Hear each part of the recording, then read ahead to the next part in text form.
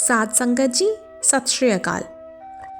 जब साहिब श्री गुरु नानक देव जी महाराज संसार का उद्धार करते हुए एक मार्ग पर चल रहे थे, उनके साथ भाई बालाजी और भाई मर्दाना जी भी थे।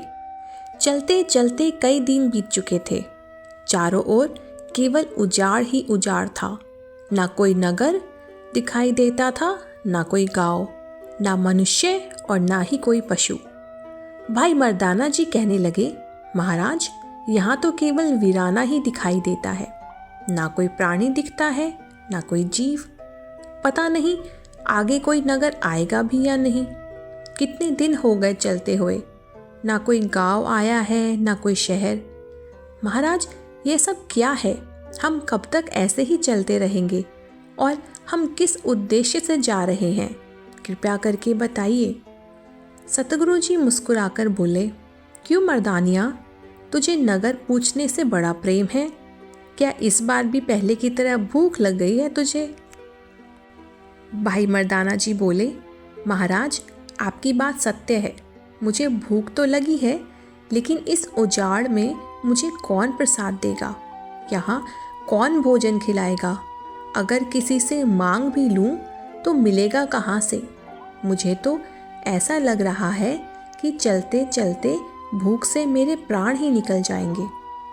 साध संगत जी, जब भी भाई मर्दाना जी को भूख लगती थी, तब सतगुरु जी कोई ना कोई नया चमत्कार प्रकट करते थे।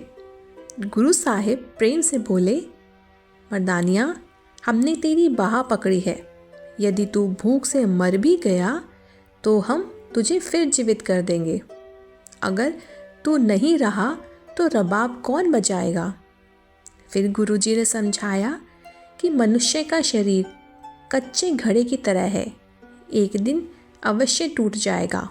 जो कुछ भी संसार में दिखाई देता है सब नश्वर है। गुरुजी बोले, अब एक नगर आने वाला है, वहाँ तुझे अवश्य भोजन मिलेगा। कुछ ही समय बाद सामने एक अत्यंत सुंदर नगर दिखाई दिया। वह नगर ऐसा चमक रहा था मानो कई सूरज एक साथ उग आए हों। ऐसा प्रतीत होता था मानो पूरा नगर सोने का बना हो। वहाँ के निवासी अत्यंत समृद्ध थे। सतगुरु जी ने नगर के बाहर ही डेरा किया और भाई मर्दाना जी से कहा, अब नगर के भीतर जाकर भोजन कराओ। भाई मर्दाना जी बोले, महाराज, मुझे कुछ पैसे दे दीजिए। अमीर लोग बिना पैसे के भोजन नहीं देते। गुरुजी बोले, आज से यह पूरा नगर तेरा है। जो तुझे अच्छा लगे निसंकोच ग्रहण कर। किसी प्रकार का मूल्य नहीं देना पड़ेगा। भाई मर्दाना जी संकोच के साथ नगर में गए। वहाँ उन्होंने देखा कि सारी दुकानें, दीवारें, बाजार सब सोने के बने थे।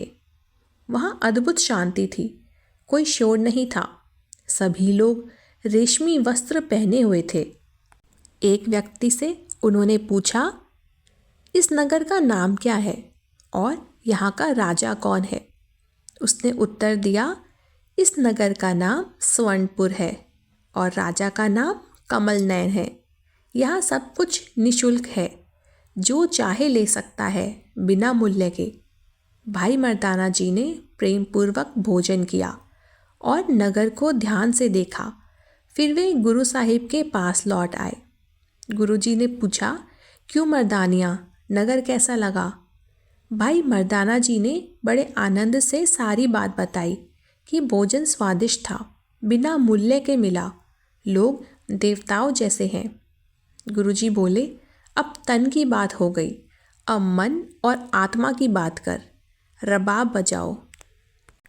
भाई मर्दाना जी ने पूछा, महाराज, ये लोग इतने सुखी कैसे हैं? गुरुजी बोले, क्योंकि ये लोग सत्य बोलते हैं, संतोषी हैं, किसी का हक नहीं मारते, धर्म अनुसार जीवन जीते हैं। इनका राजा भी धर्मात्मा है, इसलिए प्रजा भी वैसी ही है। भाई मर्दाना जी बोले, तो महाराज, हम यहीं क्यों ना बस जाएं? गुरुजी ने समझाया, कोई भी संसार में स्थायी नहीं है। आना जाना प्रभु के हुक्म में है। गुरुजी 7 दिन तक ध्यान में बैठे रहे।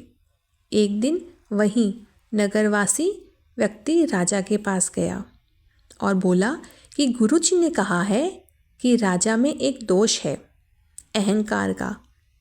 राजा कमल नयन गुरुजी के पास आए और विनम्रता से पूछा, महाराज मुझ में कौन सा दोष है?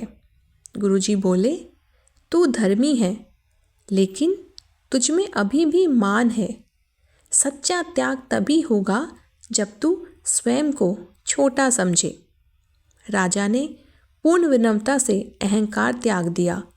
गुरुजी अत्यंत प्रसन्न हुए और बताया कि पूर्व जन्म में उसने राजा जनक की सेवा की थी। उसी के फलस्वरूप उसे यह राज्य मिला। राजा ने गुरुजी से आत्मज्ञान प्राप्त किया। नगर में धर्मशाला बनी, नाम सिमरन शुरू हुआ, लोगों के दुख दूर हुए। अंतः में गुरुजी वहाँ से आगे बढ़े और राजा से कहा, जब भी स्मरण करोगे हमें अपने हृदय में पाओगे। साथ संगत जी, गुरु इतिहास सुनना अत्यंत पुण्य का कार्य है। आइए हम भी गुरु उपदेश अपनाएं, नाम जपें, कीरत करें और वंड छकें। भूल चूक की क्षमा। वाहिगुरु जी का खालसा, वाहिगुरु जी की फतेह।